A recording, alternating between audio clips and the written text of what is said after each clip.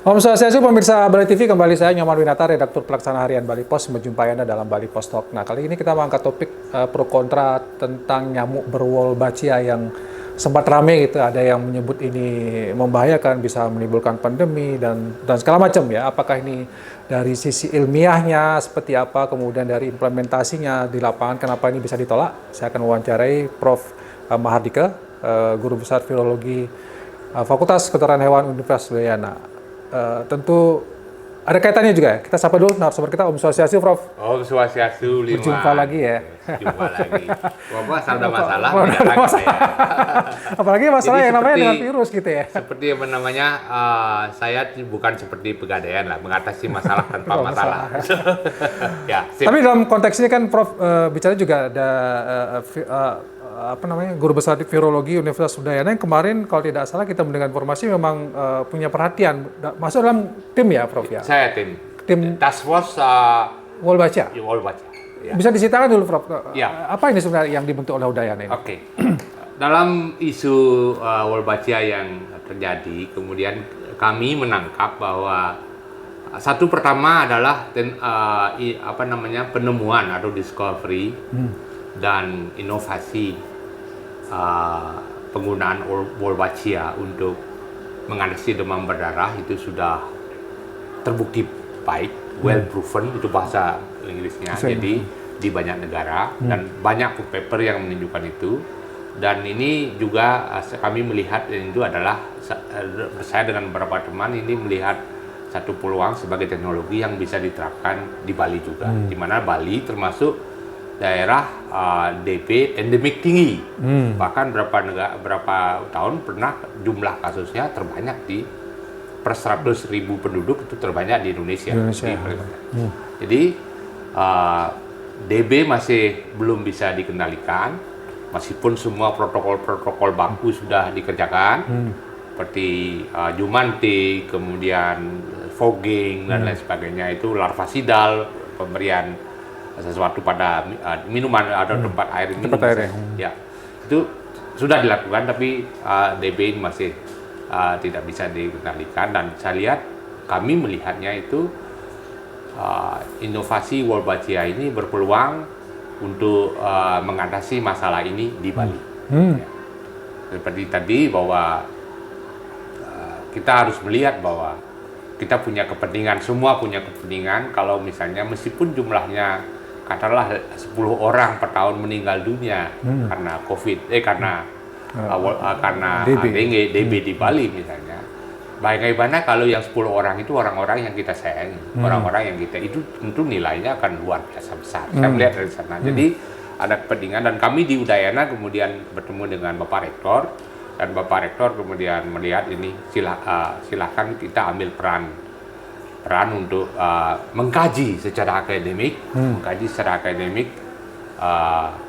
penggunaan Wolbachia untuk mengatasi COVID, mengatasi demam berdarah. Dan terbentuklah apa yang disebut dengan gugus tugas ya, task force, gugus tugas pengkajian penggunaan Wolbachia untuk nyamuk berwolbachia untuk mengatasi demam berdarah di Bali.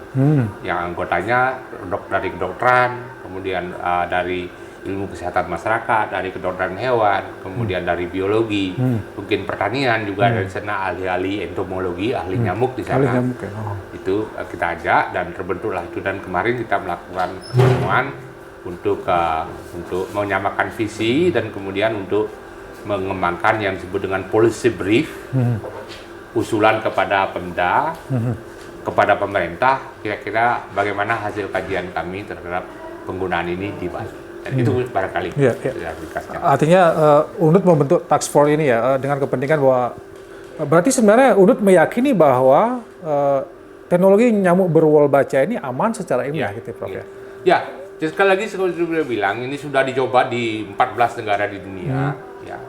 Kemudian mungkin satu negara di Sri Lanka itu kelihatannya belum berhasil karena mungkin beda struktur geografi, struktur kependudukan, kepadatan penduduk, kemudian luas area trial itu mungkin berbeda. Sementara di beberapa daerah lain itu sudah, negara lain itu sudah berhasil, bahkan di Jogja oleh apa namanya, oleh Menkes itu disebut Wolbachia sudah menjadikan Yogyakarta daerah rendah kasus DB, yaitu dengan jumlah kasus per tahun di bawah 10. Itu standarnya WHO. Jadi kemudian di negara lain bahkan sudah menjadikan dengan teknologi atau pelepasan nyamuk berwolbachia ini sudah menjadikan suatu daerah menjadi free area, dengue area. Tadinya endemik menjadi daerah, atau menjadi suatu daerah menjadi elimination of dengue infection, eliminasi sudah nggak ada ya? Sudah seperti itu. Artinya dari segi efektivitas sudah sangat meyakinkan. Kemudian kita lihat dari segi teknologi, dari segi yang digunakan ini adalah bakteri alami Wolbachia, bakteri alami yang ada di mana-mana, termasuk di Indonesia. Nah, sudah di Jogja sudah ditemukan juga. Dan kami duga di Bali juga ada. Karena yang strain atau galur yang digunakan sekarang ini adalah galur yang dianggap dominan, itu adalah galur yang ditemukan pada lalat buah. Ya, beli untuk mencari lalat buah gampang beli. Ya. Kita buka mangga, taruh mungkin berapa di ruangan terbuka 1-2 jam, maka penuh muring, itu lalat buah. Drosophila melanogaster. Lalat buah ya? Lalat buah. Bahasa Balinya muring itu ya? Muring itu, ya. Itu. Jadi ini ya. Dan ini memang belum ada data di Bali apakah ada. Kita harus explore juga. Ya, itu satu. Jadi ini bakteri alam. Bakteri alam ini adalah maaf saya menggunakan istilah yang baku, yaitu namanya obligat indosimion. Jadi indosimion, simbion, bakteri yang hidup harus di dalam sel karena obligat. Dia itu tidak bisa hidup di luar sel. Hanya bisa, dan sel yang bisa hidup hanya sel bakteri, sel nyamuk. Tidak bisa sel yang lain. Yang satu lagi bahwa penularan dari nyamuk ke nyamuk nggak bisa dia dari satu nyamuk yang membawa Wolbachia yang satu kemudian menempel, terjadi, tidak bisa. Harus dari satu nyamuk ini ke keturunannya melalui telurnya. Jadi itu ya. Jadi itu hanya mungkin. Jadi yang memang teknologi yang sudah tersedia di spesies atau strain yang tersedia umumnya menyerang nyamuk, menyerang serangga, memang tidak pada Aedes aegypti. Ini Aedes ini adalah nyamuk yang menyebarkan virus dengue, virus yellow fever, virus Zika, dan kemudian virus chikungunya. Nah, ini dan kita yellow fever kita tidak punya.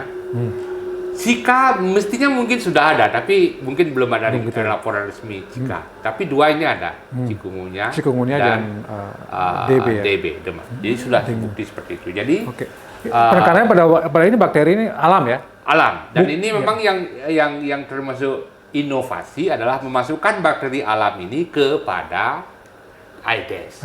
Tapi sebelum sampai ke sana ada yang katakanlah rame ya di YouTube, kemudian di media sosial yang mengatakan bahwa ini hasil rekayasa genetika Wolbachia ini, kemudian juga ada yang menyebutkan dia bionik gitu ya. Ada microchipnya, menggunakan nanoteknologi. Itu gimana sih? Ini ada benar ini bukan rekayasa genetika, ini sekali lagi istilah yang saya berikan tadi adalah istilah discovery, istilah penemuan. Jadi ini alam. Alam ya, murni alam Prof ya. Karena yang alam ini ada di mana-mana, di banyak nyamuk, banyak serangga. Nah, dan saya duga kuat juga ada di Bali. Cuman ini kita akan perlu ada Sapunut sudah mulai berminat nampaknya meneliti itu. Ya, tidak ada rekayasa genetika untuk merubah gen nyamuk. Tidak ada rekayasa genetika untuk merubah sel bakterinya. Jadi ini murni seperti itu, dan yang inovasinya itu mungkin bagaimana cara memindahkan dari agar Wolbachia ini bisa dimasukkan ke dalam Aedes aegypti. Karena ini menjadi itu teknologinya bisa. Itu di sana dan itu rahasia mereka. Ya, gitu ya. Itu patennya mereka. Patennya mereka ya. Karena itu hasil riset yang lama gitu. Dan berbiaya ya. Biayanya besar sekali. Oh, itu yang harus kita hormati ya. Dan sekali lagi itu yang dipakai sekarang adalah Wolbachia asal lalat buah tadi yang memang sudah diakui sebagai bisa dominan. Jadi karena di alam nanti ada konkurensi namanya, ada Wolbachia strain A, strain B, strain C, strain D. Yang dominan ini akan mengalahkan strain yang lain. Ini dominan jadinya. Nah ini menjadi dominan. Jadi strain dari memang biasalah di alam kan ada persaingan. Ya. Strain yang digunakan adalah strain asal lalat buah.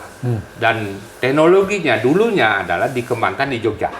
Di UGM ini sudah dikaji sejak 2011-2012. 2011-2012 ya. Jadi sudah 10 tahun lebih dari 10 jadi bukan tahun. baru ya, Bro. Dan sudah berhasil. Kadang beberapa informasi kemarin ada rekan dari UGM menyebutkan bahwa daerah yang dulunya endemik tinggi, DB sekarang menjadi tidak ada DB-nya endemik rendah. Bahkan tanahnya ikut naik harganya, orang-orang ingin tinggal di sana karena aman DB. Ya pasti akan menjadi marketing point yang bagus ini. Ini aman DB. Jadi itu keberhasilan dan ini salah satu teknologinya adalah disebut dengan single intervention. Hanya sekali saja diberikan dalam waktu 6 bulan. Setelah itu tidak perlu lagi diberikan lagi. Akan selamanya Wolbachia itu ada di populasi Aedes aegypti. Di Laban dan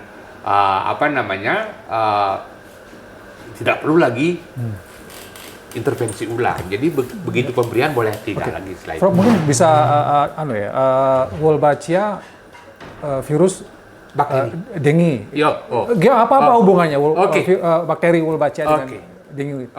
Jadi sekarang bagaimana Wolbachia menekan virus dengue tadi? Pertama adalah disebut dengan cytoplasmic incompatibility. Artinya begini ya. Kalau Wolbachia jantan, Wolbachia betina yang nyamuk berwolbachia betina kawin dengan nyamuk jantan yang tidak berwolbachia, maka tidak bisa menghasilkan keturunan. Ya. Telurnya nggak netas ya? Tidak menetas. Mati ya. Sedangkan kalau Wolbachianya nyamuknya jantannya betinanya berwolbachia, jantannya juga berwolbachia, maka semua nyamuk, semua turunannya mempunyai bakteri Wolbachia. Jadi yang itu satu cara pertama adalah ya menjadi jantan berkurang. Kemudian yang kedua banyak generasi nyamuk yang berkurang gitu awalnya. Tapi ujung-ujungnya nanti semua yang ada hanya berwolbachia justru populasi akan kembali normal dan tidak pernah ada lonjakan populasi. Jadi populasi nyamuk berwolbachia itu pasti akan konsisten segitu, tidak akan melonjak lagi. Dan yang kedua, sudah banyak data bahwa populasi introduksi atau pelepasan nyamuk berwolbachia ini itu tidak mempengaruhi populasi nyamuk lain. Nggak ada pengaruhnya. Itu satu. Ini saya sampaikan. Tapi cara yang kedua adalah yang disebut dengan dia mempunyai mekanisme untuk menekan perbanyakan virus dalam tubuh nyamuk. Ya. Ini seperti diketahui virus dengue ini nyamuk dianggap sebagai vektor biologis. Artinya di dalam tubuh nyamuk virus memperbanyak diri. Tidak hanya nemplok, misalnya beli kena DB, saya ambil darahnya, pergi ke orang lain, kemudian tidak hanya itu, dia memperbanyak diri juga di dalam tubuh nyamuk. Ya.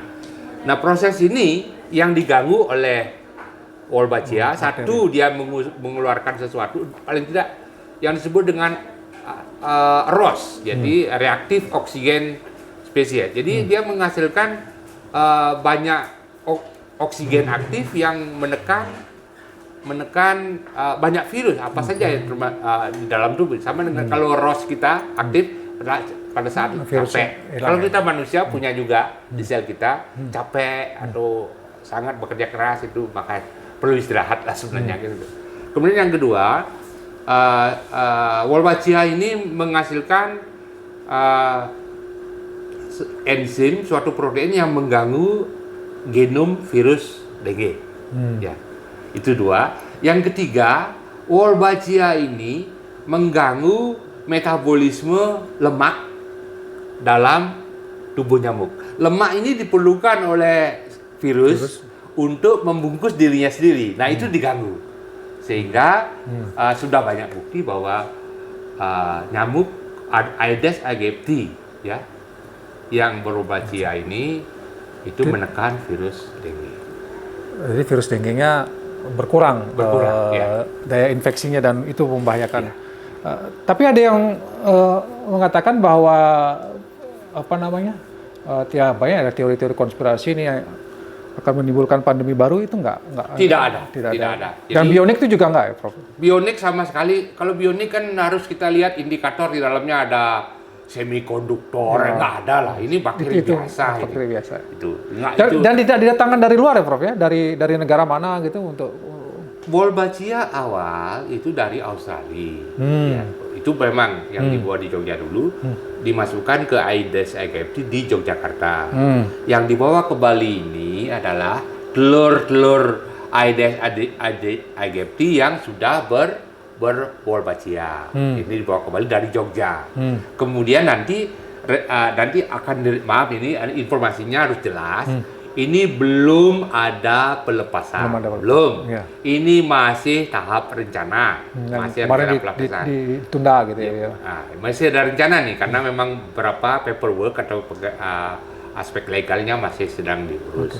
Itu. Jadi yang nanti pada ujung-ujungnya adalah telur Aedes yang asal Yogyakarta ini dikawinkan dengan nyamuk asal Bali, sehingga nanti keturunannya yang dilepas itu adalah nyamuk asal Bali yang berwolbachia. Istilahnya nyamuknya mudeng gitu. Nyamuk Bali gitu. Yeah. Ada yang mengatakan ini takut nanti pariwisata terganggu banyak justru karena ada wolbachia, wisatawan takut datang ke Bali. Sebenarnya ini penemuannya sudah banyak profesor nggak yang terlibat? Sudah banyak profesor. Dan satu poin lagi harus saya sampaikan bahwa Menristek Dikti pada waktu 2017 itu membentuk suatu tim dari 20 sekian profesor Indonesia dari berbagai bidang yang diminta untuk mengkaji risiko wolbachia ini.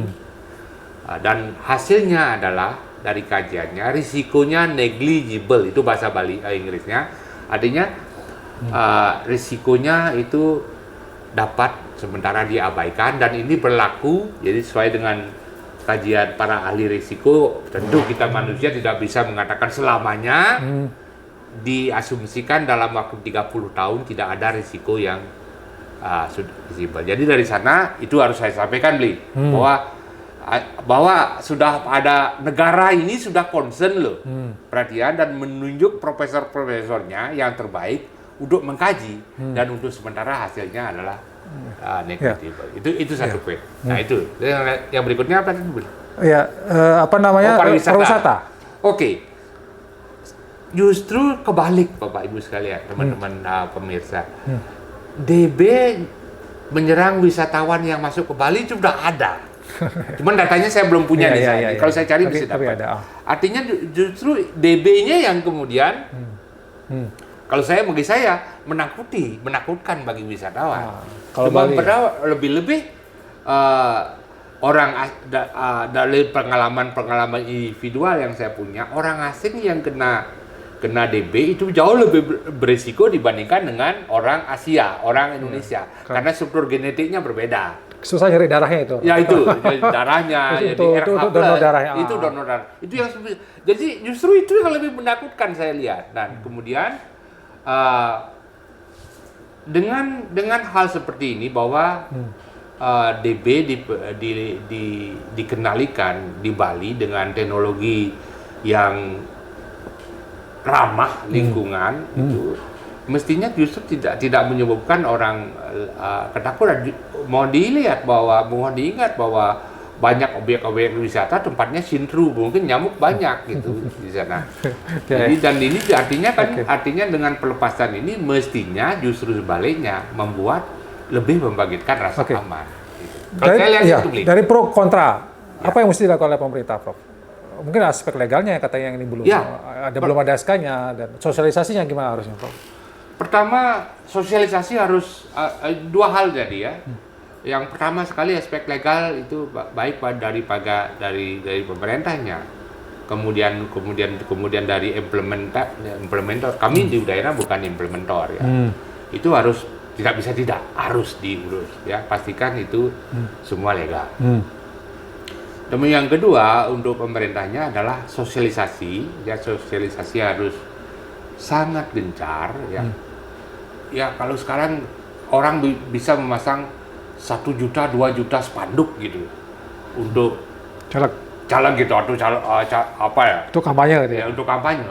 Kenapa kemudian kita tidak membuat 100.000 atau 200.000 spanduk untuk mengatasi DB dengan pendekatan Wolbachia? Sosialisasi harus intens gitu ya. Tugas universitas juga mendidik mahasiswa kami untuk teknologinya. Kemudian yang kedua adalah melakukan riset, apakah ada di Bali Wolbachia di Bali, ini perlu juga untuk masyarakat Bali. Wah, aman di Bali ngalah ragu. Bahasa seperti itu pasti akan membuat teduh. Dan yang kemudian yang ketiga, dampak-dampaknya harus kita lihat. Jadi dampak ini tugas kita juga di Bali, bahwa apakah terjadi perbedaan populasi atau bahkan gumitit para nyamuk ini jadi hilang karena ini tidak akan. Jadi itu kan kita pantau. Kalau nanti terjadi perubahan yang signifikan, kami para ilmuwan pasti akan bicara. Ada sesuatu nih, harus kita kerjakan sesuatu seperti itu. Nah, itu adalah tugas kami, dan kemudian sosialisasi juga sebagian tugas kami. Tentu teman-teman wartawan juga media ya. Saya tidak dibayar oleh siapapun. Saya hanya duduk di sini sebagai orang kampus yang kenal dengan Bali Pos dengan Bali TV dengan sangat baik. Saya jadikan narasumber dengan niat seperti itu. Niat saya adalah bagaimana mengamankan Bali dari DB ini. Kemudian yang kedua, niatnya tetap memajukan Bali. Ini teknologi yang bagus. Kemudian kalau ini kita tidak pakai, rasanya kok kita seperti dalam zaman dulu, pokok semuanya ditentang. Ya. Bapak Ibu sekalian, ada teman Beliman, semua yang baru pasti ada perlawanan. Pasti. Di rumah aja yang baru pulang pasti akan ada perlawanan. Jadi semua yang baru pasti ada penentangan. Tapi ini wajar. Dan saya kira mari kita duduk dan kemudian kami di Udayana siap membuat kajian-kajian dan kemudian yang bisa digunakan untuk mengevaluasi program ini. Tapi basisnya harus tetap kajian ilmiah ya, Prof ya. Tugas kami di sana. Ya, bukan hanya prasangka, teori-teori konspirasi yang kadang-kadang. Jadi teman-teman yang mempunyai teori-teori, boleh tunjukin data. Data itu. Nah, kalau bionik mana datanya? Kalau kemudian rekayasa genetika mana datanya? Jadi seperti itulah. Jadi itu cara kami itu. Kalau misalnya Bapak mempunyai beda pendapat dengan kami, silahkan. Tapi tunjukkan kami dengan data. Baik. Seperti itu aja. Terima kasih Prof Mariga atas penjelasannya dan bisa Pak. memberikan kita gambaran, mungkin bagian dari pencerahan ya, dari nyamuk berwolbachia. Tentu masyarakat tetap memiliki hak untuk berpendapat dan lain sebagainya, tapi kajian ilmiah sudah ada. Nanti kita lihat legalitasnya seperti apa supaya ini benar-benar bisa diterima dengan baik dulu ya, Prof ya, untuk baru kemudian bisa diimplementasikan. Demikian Bali Pos Talk ini, saya terima kasih. Saya tutup dengan Santi. Om Santi. Terima kasih, sampai jumpa.